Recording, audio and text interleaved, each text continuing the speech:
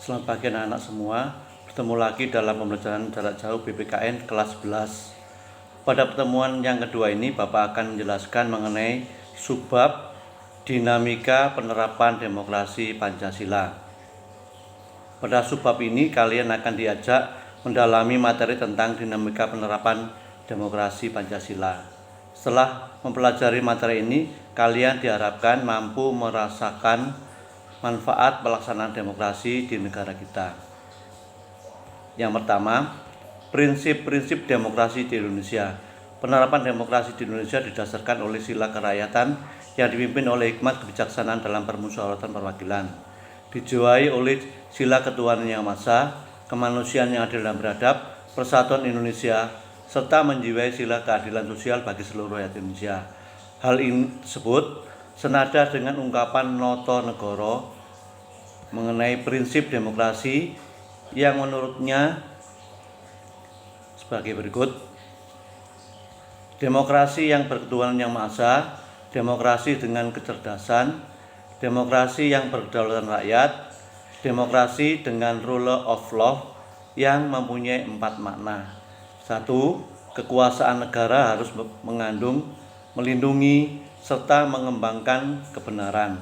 2. Kekuasaan negara memberikan keadilan. Kekuasaan negara menjamin kepastian hukum. Kekuasaan negara mengembangkan manfaat atau kepentingan hukum. Berikut, demokrasi dengan pemisahan kekuasaan negara, demokrasi dengan hak asasi manusia, demokrasi dengan pengadilan yang merdeka, demokrasi dengan otonomi daerah, demokrasi dengan kemakmuran, dan demokrasi yang berkeadilan sosial. Demokrasi Pancasila yang mengandung beberapa nilai moral, yaitu A.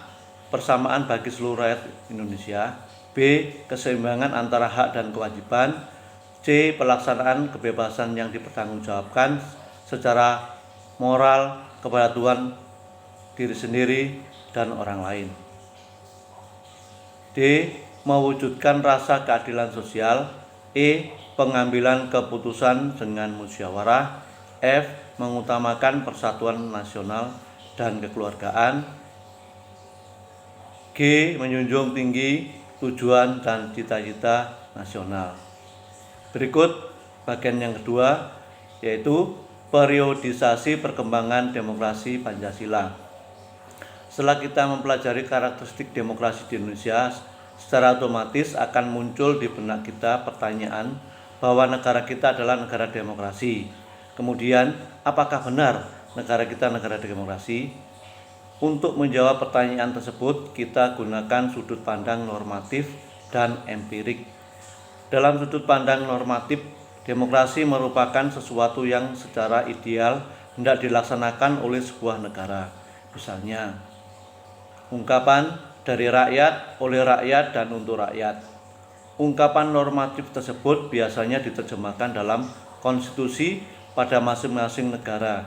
Misalnya, dalam Undang-Undang Dasar Negara Republik Indonesia tahun 1945.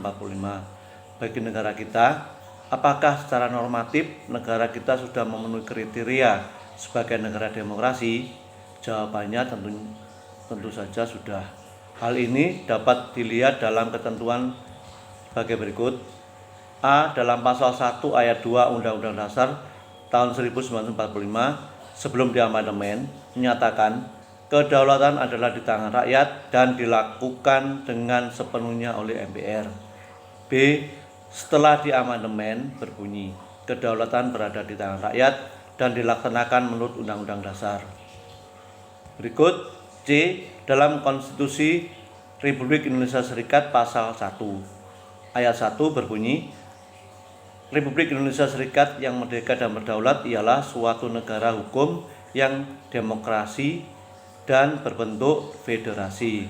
Ayat kedua berbunyi, kekuasaan kedaulatan Republik Indonesia Serikat dilakukan oleh pemerintah bersama-sama dengan DPR dan Senat. Berikut, dalam Undang-Undang Dasar Sementara tahun 1950 pasal 1 berbunyi, Republik Indonesia yang merdeka dan berdaulat ialah suatu negara hukum yang demokratis dan berbentuk kesatuan. Ayat kedua berbunyi, kedaulatan RI adalah di tangan rakyat dan dilakukan oleh pemerintah dan dilakukan bersama-sama dengan DPR. Dari keempat konstitusi tersebut menunjukkan bahwa secara normatif Indonesia adalah negara demokrasi. Akan tetapi persoalannya, apakah konstitusi melahirkan sistem yang demokratis? Untuk melihat apakah negara sudah sistem demokratis atau tidak, dapat dilihat dari indikator-indikator yang dirumuskan oleh Afan Ghaffar sebagai berikut. A. Akuntabilitas.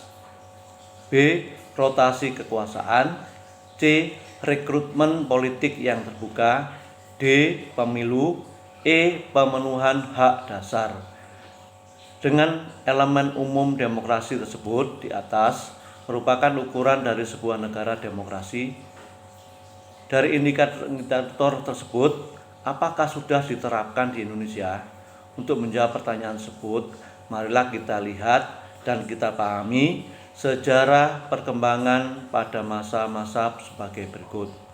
A. Pelaksanaan demokrasi di Indonesia pada periode tahun 1945 sampai dengan tahun 1949. B. Pelaksanaan demokrasi di Indonesia pada periode tahun 1949 hingga tahun 1959. C. Pelaksanaan demokrasi di Indonesia pada periode tahun 1959 hingga tahun 1965. D. Pelaksanaan demokrasi di Indonesia pada periode tahun 1965 hingga tahun 1998. Dan E. Pelaksanaan demokrasi di Indonesia pada periode tahun 1998 hingga sekarang. Demikianlah penjelasan subbab dinamika penerapan demokrasi Pancasila. Tugas membuat kesimpulan karakteristik pelaksanaan demokrasi di Indonesia pada setiap periode di kertas folio bergaris. Selengkapnya silakan lihat pada buku paket PPKN K13 halaman 65. Sekian untuk hari ini. Atas perhatian dan waktunya diucapkan terima kasih. Selamat pagi.